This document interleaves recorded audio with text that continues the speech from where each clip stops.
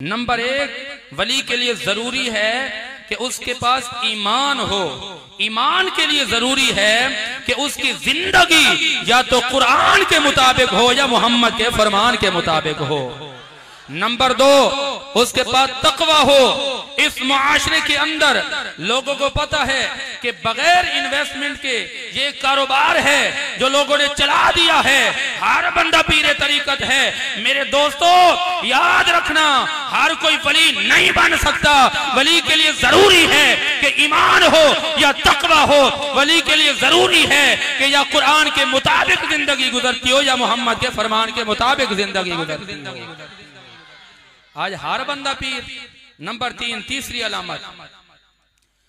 علامت فرمایا والذین اوتوا العلم درجات، کہ بے علم جاہل کبھی ولی نہیں بن سکتا۔ ذرا کہیں نا سبحان اللہ۔ جاہل کبھی ولی نہیں بن سکتا۔ امام اہل سنت اعلی حضرت الشاہ امام احمد رضا خان فاضل بریلوی فتاوی رضویہ جلد 21 صفحہ 530 پہ تحریر فرماتے ہیں، کہیں سبحان اللہ۔ میرے رضا کیا فرماتے ہیں؟ رضا فرماتے ہیں کہ اللہ تعالیٰ کسی جاہل کو ولی نہیں بناتا، کسی جاہل کو ولی نہیں بناتا۔ اب اگر کوئی یہ کہے نہیں جی میں تصوف جانتا ہوں لیکن فقہ نہ جانتا ہو، وہ ولی نہیں ہے۔ مرقات کتاب کا نام ہے، ذرا سنیے۔ اللہ امام الانبیاء نبی پاک علیہ السلام کے دیوانوں توجہ فرماؤ کہ ولی کے لیے تیسری شرط یہ ہے کہ اس کے پاس علم ہو، کیونکہ کوئی جاہل ولی نہیں بن سکتا۔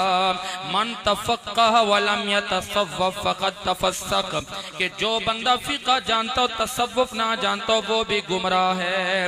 ومن تفقہ ولم یتصوف، جو بندہ فقیہ تو ہو لیکن تصوف نہ جانتا ہو وہ بھی کامیاب نہیں ہے۔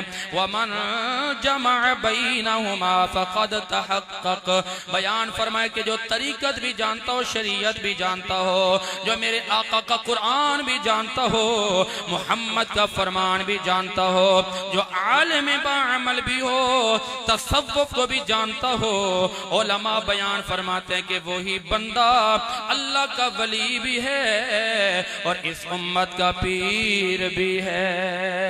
لیکن یاد رکھنا اے غوث اعظم کے چاہنے والوں، اے محی الدین عبدالقادر جیلانی کے ماننے والوں، آپ کے میرے پیر محبوب سبحانی قطب ربانی غوث اعظم جیلانی، ذرا گج کے کہیں سبحان اللہ۔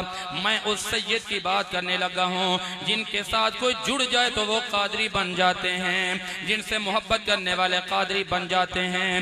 سلسلہ قادریہ وہ سلسلہ ہے کہ جو عام سلسلہ نہیں ہے۔ میرے غوث اعظم عبدالقادر جیلانی کے شیخ ہیں شیخ ابو سعید، آپ کے شیخ کا نام ہے مبارک مخزومی، اور آپ کے شیخ کا نام ہے ابو الحسن، آپ کے شیخ کا نام ہے ابو الفرا، آپ کے شیخ کا نام ہے۔ ان کے بعد یہ سلسلہ چلتے چلتے حضرت جنید بغدادی تک پہنچا۔ حضرت جنید بغدادی سلسلہ قادریہ کے بڑے بزرگ ہیں۔ جناب جنید بغدادی کے شیخ کا نام ہے حضرت سری سکتی، ان کے شیخ کا نام ہے حضرت معروف کرخی، ان کے شیخ کا نام ہے امام موسیٰ رضا، ان کے شیخ کا نام ہے امام موسیٰ کاظم، ان کے شیخ کا نام ہے امام جعفر صادق، اور ان کے شیخ کا نام ہے امام محمد باقر، ان کے شیخ کا نام ہے امام زین العابدین، اور سنیوں امام زین العابدین کے شیخ کا نام ہے حسین ابن علی، میرے حسین کے شیخ کا نام ہے حیدر کرار، اور سلسلہ قادریہ کو ماننے والوں حیدر کرار کے پیر کا نام ہے محمد مصطفیٰ۔ اور پتہ یہ چلا جو سلسلہ قادریہ ہے ان کی نسبت چلتے چلتے مدینے والے سرکار سے جا ملتی ہے۔ میرے غوث اعظم پہ پوچھا گیا اے غوث اعظم ذرا یہ بتائیں آپ کا سلسلہ قادریہ بڑا عظیم ہے، آپ کی مریدی میں آنے والوں کو کیا انعام ملتا ہے؟ میرے یارو کتاب کا نام ہے بہجت الاسرار، اس کے صفحہ نمبر 99 پہ یہ بات موجود ہے۔ کتاب کا نام ہے جامع کرامات الاولیاء، صفحہ 203 پہ یہ روایت موجود ہے، اور کتاب کا نام ہے قلائد الجواہر، صفحہ 33 پہ یہ بات موجود ہے، اور نفقات الانس فارسی میں ایک کتاب ہے، اس کے صفحہ 361 پہ یہ بات موجود ہے، اور اس کے علاوہ کتاب کا نام ہے تفریح الخاطر، اس کے صفحہ نمبر 58 پہ یہ بات موجود ہے۔ جب کوئی علمی بات ہو نا سبحان اللہ کہا کریں، میری کوئی بات غلط ہو، میں جو حوالے دے رہا ہوں آپ دیکھ سکتے ہیں حوالوں میں، یہ حوالے آپ کے سامنے نہیں ہیں، یہ آن ایئر کئی مرتبہ انٹرنیشنل چینلوں پہ میرے یہ حوالے موجود ہیں کہ میں بات کرتا ہوں، بات کا ذمہ دار ہوں۔ بات کیا ہے؟ اے حضور جو سلسلہ قادریہ میں آ گیا، جو آپ کا مرید بن گیا، حضور ان کی کیا کمال ہے، ان کے کیا فضائل و مناقبات ہیں، میرے شیخ نے کیا بیان فرمایا؟ حضور سیدنا غوث اعظم دستگیر پیران پیر محبوب سبحان قطب ربانی بیان فرماتے ہیں کہ جو سلسلہ قادرہ میں آ گیا، زمین الشیخ عبد القادر جیلانی، جناب شیخ ابو الحسن بیان فرماتے ہیں کہ آپ کے میرے پیر 11ویں والے پیر حضور سیدنا غوث اعظم دستگیر نے بیان فرمایا کہ میں ضامن ہو گیا ہوں اس بات پر کہ جو میرے سلسلہ قادرہ میں آ گیا، آپ فرماتے ہیں کہ قیامت کا دن آئے گا، اس کو جب موت کا وقت قریب آئے گا، آپ بیان فرماتے ہیں کہ موت سے پہلے اللہ قادریوں کو توبہ کی توفیق عطا فرمائے گا۔ غوث اعظم عبد القادر جیلانی، ان کی نسبت ایک جانب دیکھی جائے وہ آپ امام حسن کی اولاد ہیں، اور اگر دوسری جانب دیکھا جائے میرے غوث اعظم امام حسین سے نسبت رکھتے ہیں۔ جب یہ حسن و حسین کی بات آئی، میں یہاں پر ذرا ترجمانی کرنے لگا ہوں، میں ذرا آپ کو میدان کربلا کی طرف لے جانے لگا ہوں۔ او کربلا کو یاد کرنے والوں، میرے حسین نے کربلا کے اندر ایک نعرہ لگایا، آپ نے بیان فرمایا یہ زندگی میں دے سکتا ہوں مگر میں باطل کو قبول نہیں کر سکتا۔ ایک ایسا وقت آ گیا کہ آپ کو آفر کی گئی کہ اے امام علی مقام، بس ایک مرتبہ ہمارے ہاتھ میں ہاتھ دے دو، ہم تمہیں زندگی دے دیں گے۔ میرے حسین نے بیان فرمایا کہ یہ ہاتھ جو میرے امام کے ہاتھوں میں رہے، یہ ہاتھ جو امام الانبیاء کے ہاتھوں میں رہے، یہ ہاتھ جو امت کے غمخوار نبی کے ہاتھوں میں رہے، میرے حسین نے بیان فرمایا یہ حسین جان تو دے دے گا مگر نانا کا دیا ہوا ایمان نہیں دے گا۔ یہاں شاعر نے ترجمانی کی، اے حسین ابن علی تیرا زمانہ یاد ہے۔ ذرا ہاتھوں کو کھڑا کر کے کہیں سبحان اللہ، جو حسینی بیٹھے ہیں ذرا گج وج کے کہیں سبحان اللہ۔ میں اس پیر کی بات کر رہا ہوں جو حسنی بھی ہیں حسینی بھی ہیں، میرے غوث اعظم دستگیر جناب عبد القادر جیلانی، آپ حسنی سید بھی ہیں حسینی سید بھی ہیں۔ میں نے جب حسین کی بات کی تو میں چاہتا ہوں کہ یہاں عشق والوں کو شعر سناؤں، اے حسین ابن علی تیرا زمانہ یاد ہے، چھوڑ کر طیبہ تیرا کربل میں جانا یاد ہے۔ ذرا کہیں سبحان اللہ۔ حضرت اصغر کا وہ کھانا گود میں اور نہر پر عباس کا بازو کٹانا یاد ہے۔ اور نہر پر عباس کا بازو کٹانا یاد ہے، اور آج تک بھی یاد ہے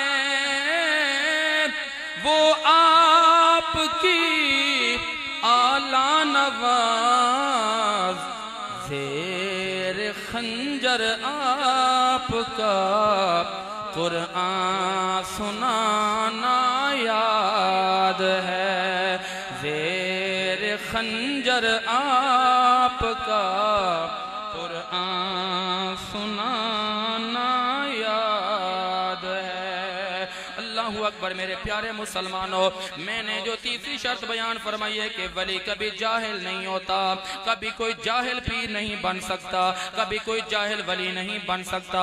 آؤ ذرا میں آپ کو حسنی حسینی سید کی بارگاہ میں لے چلتا ہوں۔ آپ کے میرے پیر حضور سیدنا غوث اعظم دستگیر، آپ کا جب ملکہ ہوا، آپ کو جب شہرت مل گئی، آپ جب مشہور ہو گئے، چند علماء چند فقہاء اکرام نے کہا کہ لوگ بڑے نام لیتے ہیں غوث اعظم دستگیر کے، یہ بڑا مشہور ہو گیا ہے، اور ذرا پوچھ کر آتے ہیں کہ اس کو کچھ آتا بھی ہے کہ جاہل ہے۔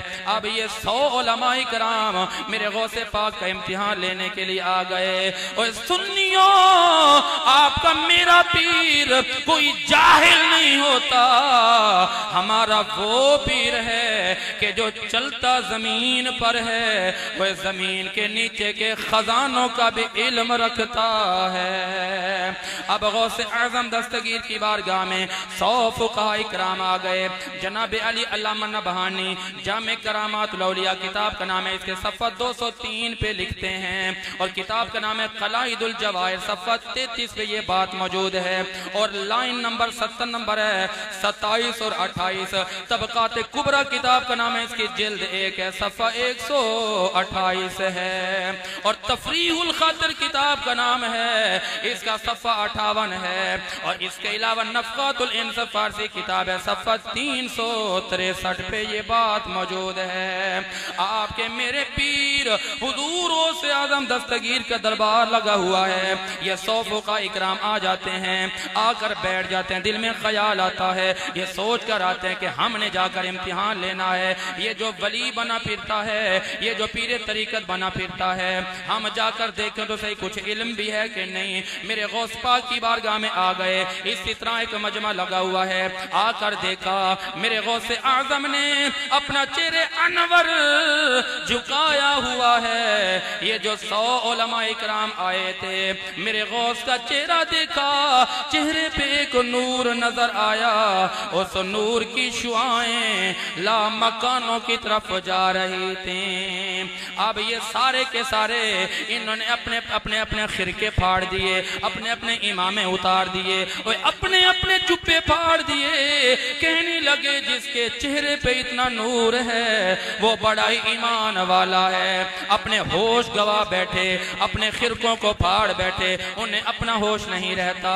اب جب نور کو دیکھا، مجھے ایک نور یاد آ گیا، نور ازلی چمکیا، غائب اندھیرا ہو گیا۔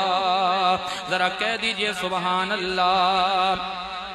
اب حضور سیدنا غوث اعظم دستگیر کا چہرہ دیکھا، یہ بڑے بڑے 100 فقہاء اکرام جو سوالات لے کر آئے، جناب علی سوال بھول گئے، اپنے آپ کو بھول گئے، دیکھتے ہیں کہتے ہیں کہ ان کا چہرہ بتا رہا ہے کہ یہ کوئی لاوارث نہیں ہے، اور ان کا چہرہ بتا رہا ہے کہ یہ کوئی بڑا خاندان ہے، اور ان کی نورانیت بتا رہی ہے کہ یہ کوئی اللہ والا ہے۔ اب جب نور کو دیکھا، یہاں پر شاعر نے ترجمانی کی، تیری نسل پاک میں ہے بچہ بچہ نور کا۔ اور جو نور کو ماننے والے کہیں سبحان اللہ۔ تیری نسل پاک میں ہے بچہ بچہ نور کا، تو ہے عین نور تیرا، سب گھرانہ نور کا۔ اب جناب علی اب یہ بے ہوش ہو گئے. سو فقہاء کرام جو نہ پیروں کو مانتے تھے نہ پیری مریدی کو مانتے تھے. اے مسلمانوں آج سے پرانی تاریخ دیکھو, لوگ پیروں کو نہیں مانتے تھے لیکن جب نہ ماننے والے اصلی پیروں کی بارگاہ میں جاتے ان کا علم دے کر ماننے والے بن جاتے. اب صعد الکرسی, اب امام غوث اعظم دستگیر آپ کرسی پہ آ کے بیٹھ جاتے ہیں, آپ کرسی پہ جلوگر ہو جاتے ہیں. فَأَجَابَ الْجَمِيعَ عَمَّا كَانَ عِنْدَهُمْ, آپ نے ان کے سارے سوالوں کے جوابات دے دیے. اور مسلمانوں ابھی انہوں نے سوال نہیں کیے, سوال ان کے سینوں کے اندر محفوظ ہیں, باتیں ان کے اندر موجود ہیں, انہوں نے پوچھا نہیں ہے. لیکن غوث اعظم دستگیر محبوب سبحانی نے ان کے اندر کے حال کو پرکھ بھی لیا, اور آپ نے جان بھی لیا, اور آپ نے پہچان بھی لیا. آپ نے ان کے سارے سوالوں کے جوابات دیے.